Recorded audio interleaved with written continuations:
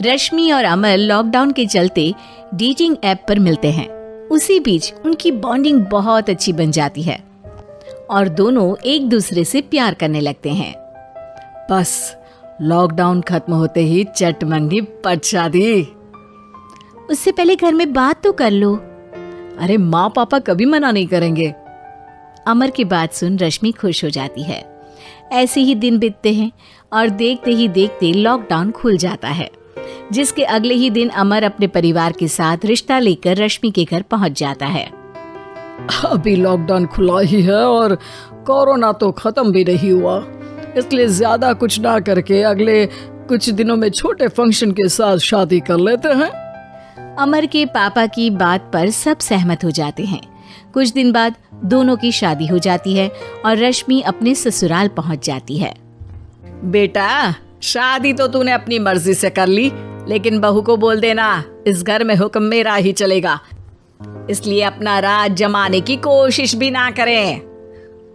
माँ, रश्मि को यहाँ सिर्फ प्यार, आशीर्वाद और अपनापन चाहिए, पैसा या राज नहीं।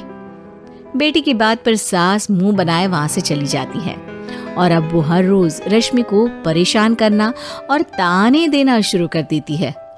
देखो, ये है आजकल की लड़की, इंटरनेट पर लड़कों से बातें करते हुए इन्हें शर्म भी नहीं आती, और यहाँ तो देखो कितनी सीधी सुशील बनकर दिखा रही है।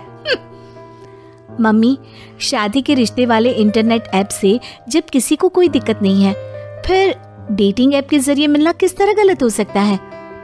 रश्मि के डेटिंग ऐप वाली बात सुन उसकी हैरान सास तुरंत तुनक कर पूरे घर को सिर पर उठा लेती है, जिसकी आवाज सुन अमर और उसके पापा भी वहां आ जाते हैं।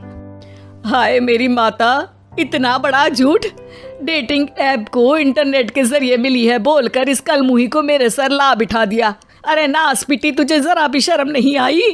वहां न जाने कितने लड़कों से गुलु गुलु करके तुझे मेरा ही लड़का मिला था फंसाने के लिए।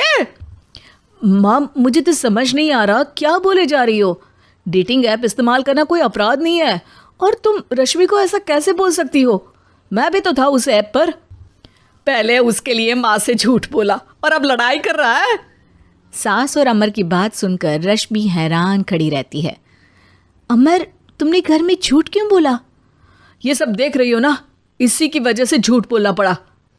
एक तरफ अमर और रश्मि की ये बात चल रही होती है, वहीं दूसरी तरफ सास का नॉन स्टॉप क्लेश सबको परेशान कर देता है। सब एकदम चुप, जो हुआ सो हुआ, अब मुझे कुछ ना सुनाई दे। पति की बात सुन सास चुप होकर वहां से चली जाती है, लेकिन अब वो रश्मि के सिर दुनिया भर के सारे काम डालकर उसका जीना पहले से भी ज्यादा मुश्किल कर देती है। मम्मी, मैं आपका गुस्सा समझ सकती हूँ, आपको जो करना है कर लीजिए, मैं कभी कुछ नहीं बोलूँगी। उम्मीद है किसी दिन तो आपका गुस्सा शांत होगा और नफरत प्यार में बदलेगी। रश्मि की अच्छाई को उसका नाटक समझकर सास गुस्से के 7वें आसमान पर चढ़ जाती है और उसी शाम रश्मि को नीचा दिखाने के लिए अपनी सहेलियों को घर बुलाकर उसकी बुराइयां करने लगती है। अरे कौशल्या, क्या बताऊं, आजकल के बच्चे ना बहुत एडवांस हो गए हैं।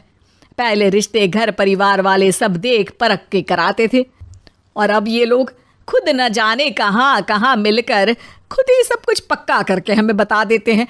लड़की का कैसा दिन धर्म, कैसा ईमान, कैसा चरित्र कुछ नहीं पता, बस प्यार किया और घर लाकर बिठा देते हैं।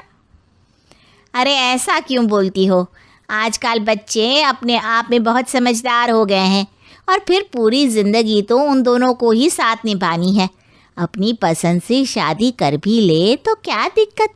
तू ही देख ले, पहले इतना अच्छा बेटा और अब सोने पर सुहागे जैसी सर्वगुण संपन्न बहू।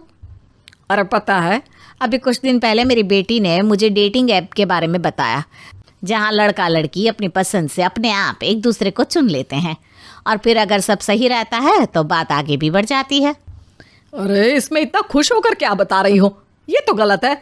न जाने कौन क्या है, कितना झूठ कितना सच है। अरे पर सोचो, जब तुम किसी के बताए रिश्ते को देखने जाते हो तो क्या एक ही बार देखने से सच झूठ का पता लगा सकती हो?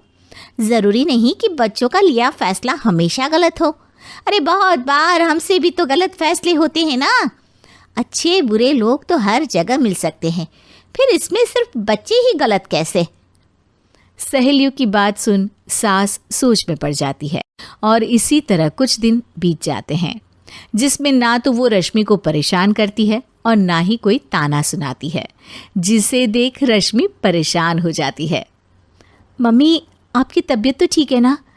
कुछ दिनों से देख रही हूँ आप मुझे कुछ बोलती ही नहीं। तो मेरा परेशान करना ज्यादा अच्छा लगता है क्या? नहीं, आपकी शांति उससे ज्यादा परेशान कर रही है। शांति इसलिए है क्योंकि मुझे एहसास हो गया है कि गलत तुम लोग नहीं, मेरी सोच है।